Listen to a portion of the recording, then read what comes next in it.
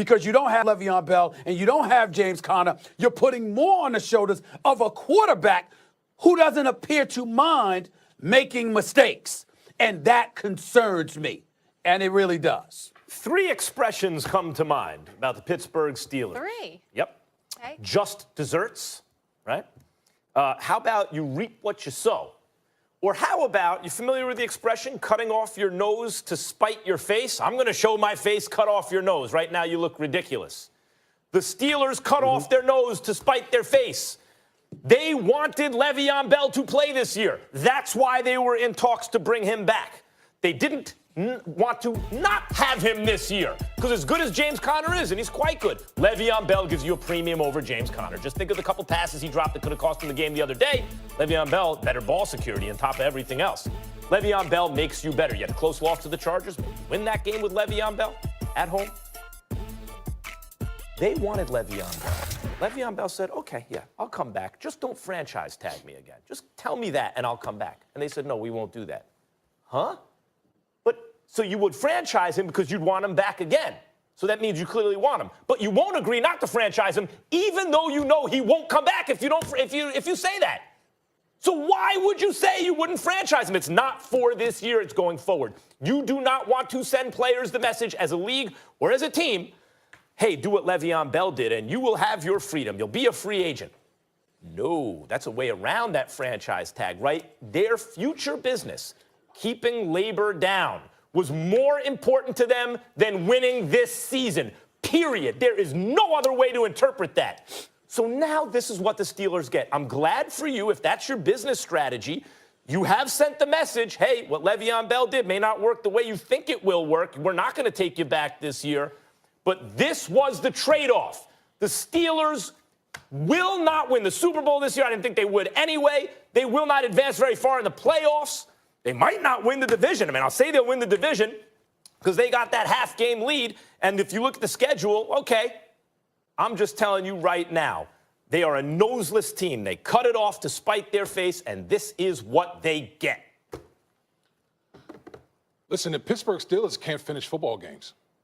And when you're unable to run the ball, and this has been a problem for the Pittsburgh Steelers for the past few weeks now, the inability to run the football or at least commit to the running game with James Conner. That would be it. And when you have that going on, you have Big Ben having the high volume of passes per game that he's having.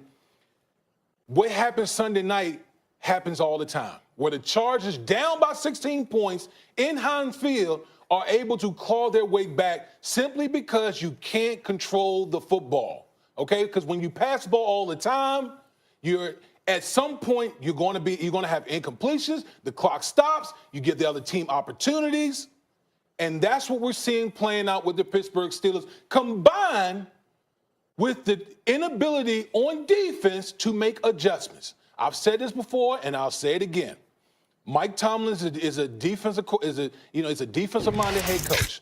And what we've seen from the Pittsburgh Steelers, whether it's with the Los Angeles Chargers, and Keenan Allen being targeted 18 times, and his inability and that defense inability to take away what teams want to do the most causes you to lose football games. It happened last year in Week 15 against the Patriots.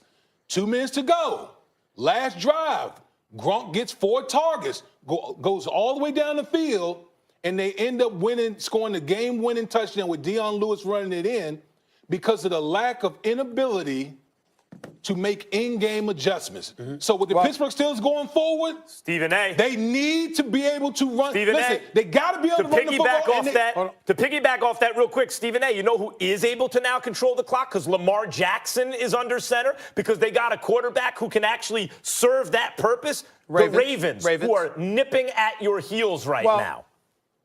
Well, let's understand this, and this is an important point, Damian, that I wanted to bring up to you. The Pittsburgh Steelers with James Conner in the lineup is averaging 40. Ben Roethlisberger is averaging 43 passes a game. Averaging, okay, 43 passes. You know how many times they're running the football? 21. And that ain't in James Conner. And so you got a 2-to-1 ratio in terms of passing as opposed to running the football. That was with James Conner in the lineup. And they ranked 27th in the league in attempts. And so when you look at it, they're not really trying to run the football as much as one would argue they should. That's what I so pointed that out. would lead people to believe that they're okay with it. What I would say to those people is there's a difference between having weapons and choosing not to use them because they're still potential decoys, as opposed to everybody knowing you don't have those weapons and now you're forced to throw it because you don't have somebody to rely upon. That's what I'm telling you I'm worried who would about be good with on the this team Pittsburgh right now, do you Steelers think? because of Ben Roethlisberger. I'm trying to think of a running what? back who would be useful to the Steelers right now. Oh, I'm scouring the league in my mind. Oh, Le'Veon Bell. Bell. Might he be useful to the Yeah. Steelers? You know who else they still miss? Ryan Shazier.